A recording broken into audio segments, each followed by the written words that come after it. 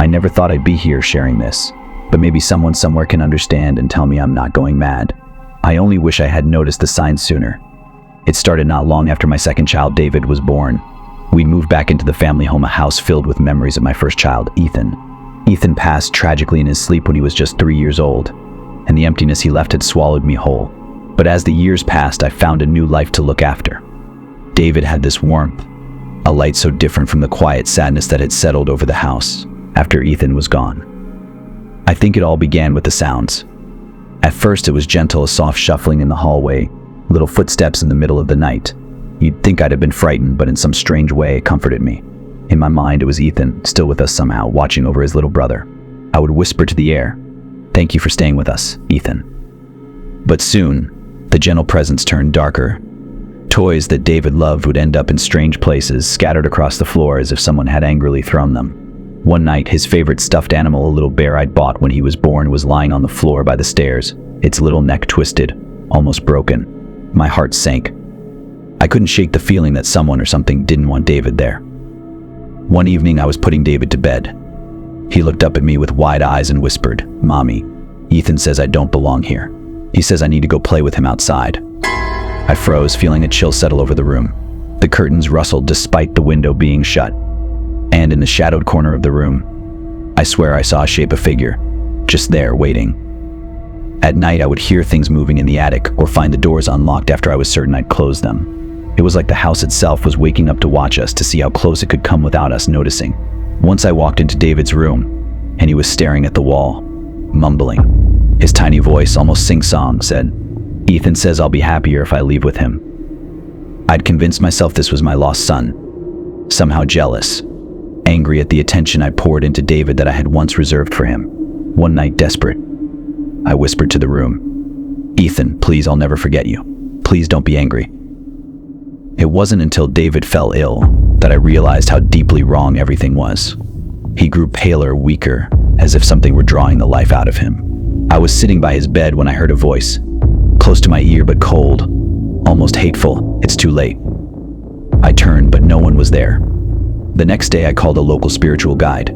She walked through the house, listening to the quiet, watching the shadows that seemed to pulse and shift as she moved. When she came out of David's room, her face was pale. "This isn't your son's spirit," she whispered. "It's something old, something that feeds on attachment, on memory. It knows what you want most, to remember your first child, and it's using that to keep you here, so it can take what it really wants." I pulled David close, suddenly terrified to even stay another night. We left that night barely grabbing our bags, but even as we drove away, I glanced into the rearview mirror. In the dim, distant outline of our house, I saw a shadow watching us leave. And sometimes on quiet nights when David's asleep, I still hear Ethan's voice in my head, whispering from somewhere in that dark house, "Come back, Mom. I miss you."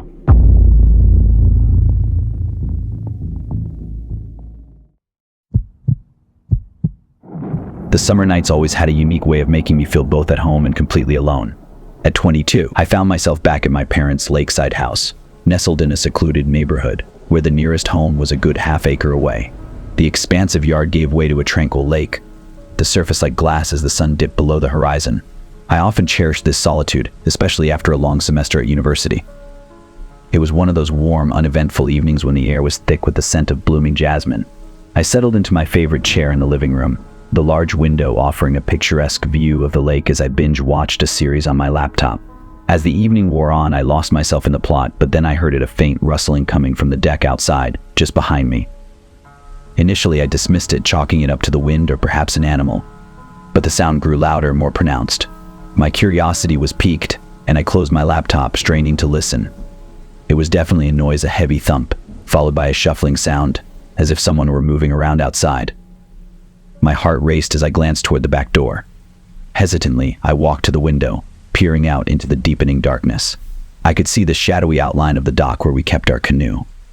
The moonlight cast an eerie glow, illuminating the surface of the lake, but there was nothing out of the ordinary. Feeling a surge of bravery or perhaps foolishness, I opened the sliding door, stepping onto the deck. "Hello," I called out, my voice breaking the silence. Nothing, just the soft lapping of water against the shore.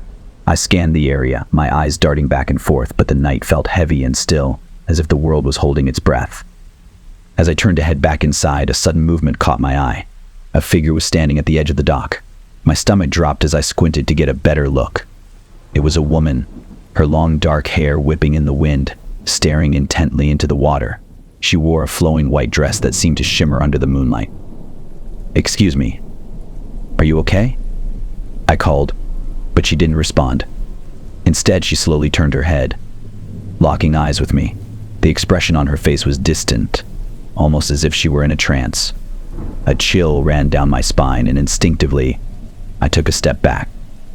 That's when she whispered, "Help me." The words slithered into the night air, wrapping around my throat. I stood frozen, fear anchoring my feet to the deck. "What do you need help with?" I managed to stammer. "Come closer." "I can't reach it," she pleaded, pointing toward the dark water. I hesitated, every warning bell in my head screaming at me to retreat. I glanced back at the house, then back at her. The serene beauty of the night had twisted into something sinister. Just then, I heard a splash. My heart raced as I realized she had stepped closer to the edge. "Wait, don't!" I shouted, but it was too late.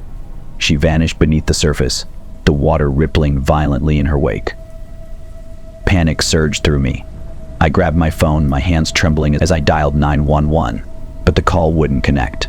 Desperate, I rushed back to the edge of the dock, peering into the murky depths. "Where are you?" I shouted, my voice breaking. Suddenly, I noticed something floating, a small, dark object bobbing on the surface. My breath caught in my throat as I reached for it, my heart pounding in my ears. It was a locket, the intricate design glinting in the moonlight. I opened it, and inside was a photo of the woman, only it wasn't just a woman. It was a younger version of my mother. Chills cascaded down my spine as a realization hit me. The woman at the lake, the words she had whispered, helped me echoed in my mind. I stumbled backward, the locket slipping from my fingers, plunging back into the water. A soft voice floated through the air, chilling me to my core. "You shouldn't have looked.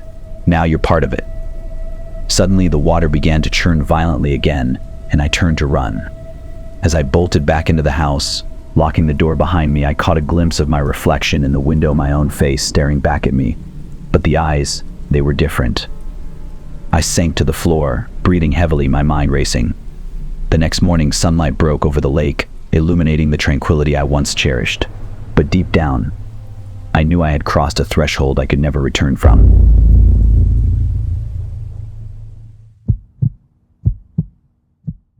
I have a dog who's always been my companion, my loyal little shadow. I take him out for walks 3 times a day, rain or shine.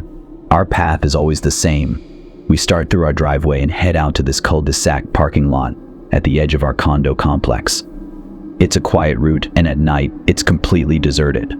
There's not a single street light, so it's dark, a pitch black kind of dark where shadows could be hiding anything. I always bring a flashlight, and on most nights, it's just a silent walk under the stars. But on this particular night, our late walk became something I'd never forget. It was already past 11 p.m., and the night was cold and silent. My dog trotted ahead, sniffing at everything, while I let my mind wander, zoning out in that peaceful way you can only get in the quiet of night. But then, just as I was about to reach the parking lot, I heard something. At first, it was so faint I thought it was just my imagination or maybe a faint echo from my music. But then it came again. A voice, small, distant, almost like a whisper. I stopped and turned off my music, my ears straining to hear it again.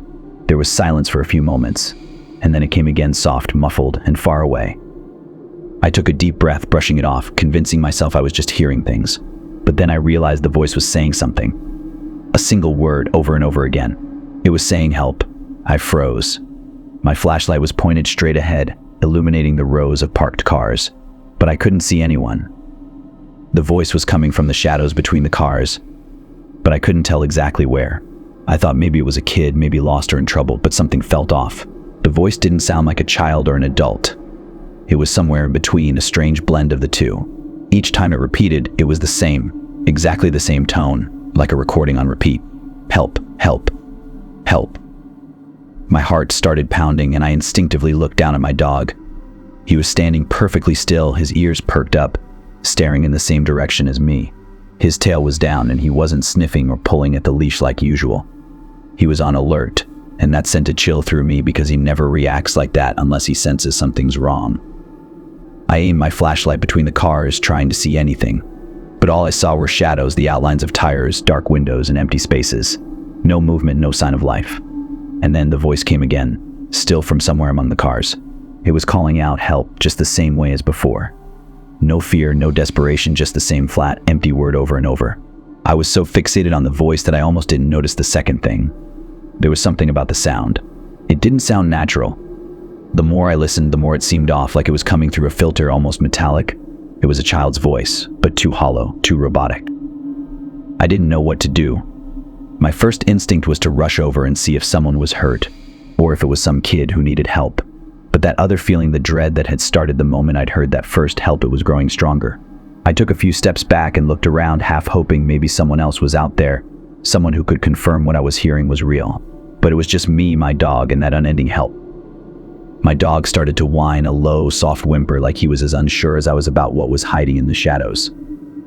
Then, just as quickly as it started, the voice changed. Now it sounded closer, like it had shifted, and that chilled me to the core because I hadn't heard any footsteps or any movement. It was as if whoever was calling out was moving without actually moving. My heart was racing, and I started to think that maybe it wasn't a kid at all. Maybe it was someone or something trying to trick me. I tried to call my dog back to me, but he wouldn't move. His eyes still locked in that direction, ears pricked. And then, with one last help, the voice went silent. I waited. I listened. I looked around, holding my breath, trying to catch any sign of where it might be coming from. And then I thought I heard a rustling sound, just a tiny movement in the stillness. My flashlight beam darted across the cars again, trying to see anything unusual, but all I could see were shadows and empty spaces. I realized how truly alone we were, and that thought was almost as terrifying as the voice itself. Finally, I couldn't take it anymore. I turned around and started walking back home, pulling my dog along with me. I had to get away from that lot, from whatever it was that was waiting in the dark. My hands were shaking so badly I almost dropped the leash, and I kept glancing over my shoulder, half expecting to see something or someone following us. But there was nothing, only darkness and the silence of the parking lot behind us. When we got home, I tried explaining what happened to my mom, but she didn't seem to understand. She suggested it might have been someone's car radio or even someone playing a prank. But I couldn't shake that voice, that way it called out to me, so empty and wrong. I knew what I'd heard, and I knew it wasn't something that should have been there. I even thought about calling the police, but what could I tell them? That I heard a strange voice in the parking lot calling for help, and that it sounded like a kid, but also not like a kid. To this day, I haven't gone back to that parking lot at night. I've switched up our route entirely, and even though it's been a while since that night, I can still hear that voice echoing in my head. Whenever I pass by that place during the day, I can't help but look over, half expecting to see something standing there, hiding in the shadows, waiting for me to come closer. And every time I have to remind myself that some things are better left alone in the dark.